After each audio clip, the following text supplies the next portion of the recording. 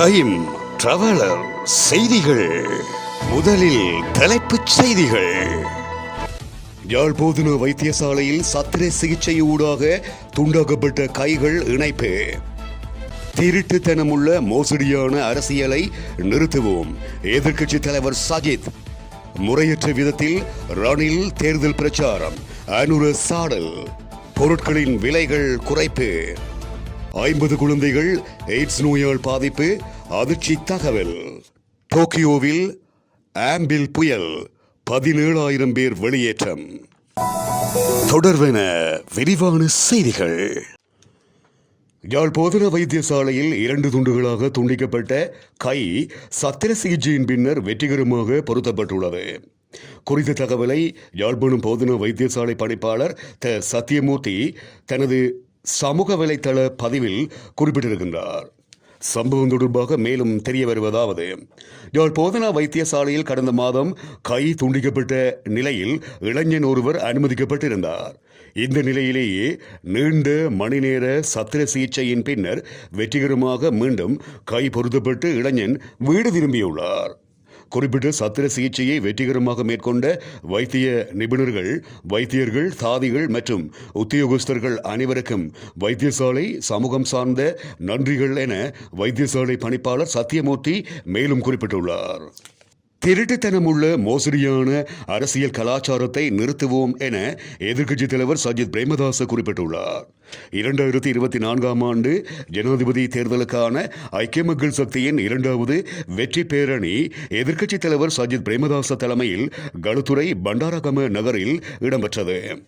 இந்த கூட்டத்தில் உரையாற்றும் போதே சஜித் பிரேமதாச இவ்வாறு குறிப்பிட்டார். நாடொன்றை கட்டியெழுப்புவதற்கு தெளிவான வேலை திட்டங்கள் இருக்க வேண்டும். அரசாங்கம் ஒன்றுக்குள் மேல் மட்டத்திலிருந்து கீழ் மட்டத்துக்கு கருத்துகள் பரிமாறப்படல் வேண்டும். கீழ் மட்டத்திலிருந்து மேல் மட்டத்துக்கு கருத்துக்கள் பரிமாறப்படல் வேண்டும். இருந்தாலும் 24 மணித்தியாலமும் 365 நாட்களும் திருட்டை அடிப்படையாக கொண்ட கருத்துக்கள் கீழிருந்து மேல் வரை செல்கிறது. ஊழலும் மோசடிகளும் திருட்டுத்தனமும் நாட்டில் காணப்படுகின்றன. விசா, புதுப்பிக்கத்தக்க சக்தி, எண்ணெய் கொடுக்கல் வாங்கல் ஆகிய கொடுக்கல் வாங்கல்களின் ஊடாக திருடப்பட்ட பணத்தை அவர்களின் வயிற்றை நிரப்புகின்ற அரசியலை செய்வதற்காக பயன்படுத்திக் கொண்டிருக்கின்றார்கள் எனவும் சஜித் பிரேமதாச இவ்வாறு குறிப்பிட்டார். தற்போதைய ஜனாதிபதி அரசு அதிகாரத்தை முறையற்ற விதத்தில் பயன்படுத்தி தேர்தல் பிரச்சாரத்தில் ஈடுபட்டிருப்பதாக தேசிய மக்கள் சக்தியின் ஜனாதிபதி வேட்பாளர் அனுர்குமார் திசாநாயக்க குற்றம் சுமத்தியுள்ளார். கண்டி மெல்வத்து பீட மகாநாயக்க தேரர்களை சந்தித்து ஆசீர்வாதம் பெற்றுக்கொண்டதின் பின்னர் ஊடகங்களுக்கு கருத்துரைத்த போதே இதனை குறிப்பிட்டுள்ளார். நாட்டில் ஊழல் மோசடிகள் இடம்பெற்றமை தொடர்பான உறுதிப்படுத்தப்பட்ட ஆவணங்கள் தம்மிடம் உள்ளன எனவும் அவர் குறிப்பிட்டிருக்கின்றார்.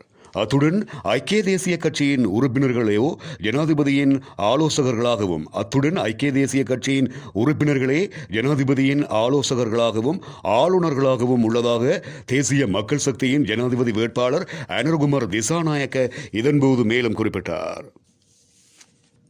அத்தியாவசிய உணவுப் பொருட்களின் சிலவற்றின் விலைகள் குறைக்கப்பட்டிருப்பதாக லங்கா சதோச நிறுவனம் குறிப்பிட்டிருக்கிறது.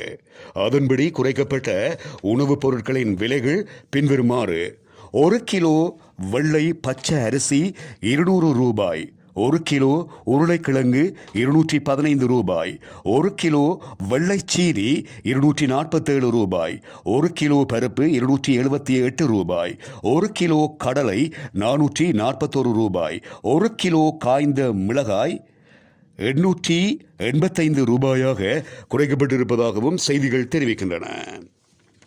இலங்கையில் தற்போது எய்ட்ஸ் நோயாளர்களுடைய எண்ணிக்கை அதிகரித்திருப்பதாக விசேட வைத்திய நிபுணரான சமல் சஞ்சீவ குறிப்பிட்டிருக்கின்றார். தற்போது நாடு முழுவதிலும் சுமார் 3500 எய்ட்ஸ் நோயாளிகள் அடையாளம் காணப்பட்டுள்ளனர்.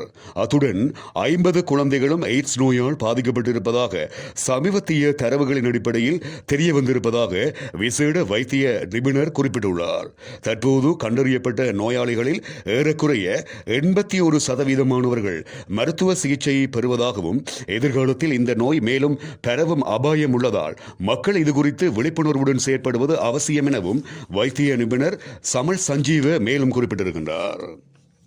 ஜப்பானின் டோக்கியோவை பாதித்த ஆம்பில் புயல் காரணமாக இசூமி நகரின் கரையோர பகுதியில் வசிக்கும் சுமார் 17,000 பேர் வெளியேற்றப்பட்டிருக்கின்றார்கள்.